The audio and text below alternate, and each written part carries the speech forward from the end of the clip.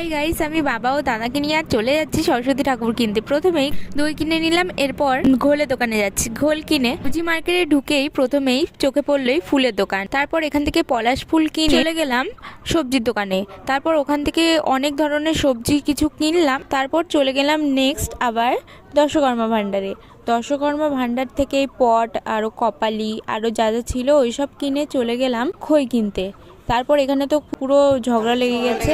তারপর দাদা যা যা কিনলো সেগুলো সব গুটিয়ে রাখলো। এরপরে চলে গেলাম মুদিখানা দোকানে। তারপর ফলগুলো কিনে নিয়ে, মানে ফলের মধ্যে কমলা লেবু, তারপর নারকেল কুল, কলা, মিষ্টি আলু, কেশর আলু এগুলো কিনে নিয়ে চলে গেলাম ফুটবল মাঠে।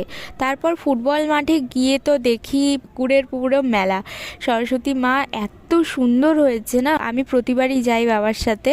তারপর এই ঠাকুরটা ফাইনাল করে সরস্বতী মাকে নিয়ে বাড়িতে চলে আসি।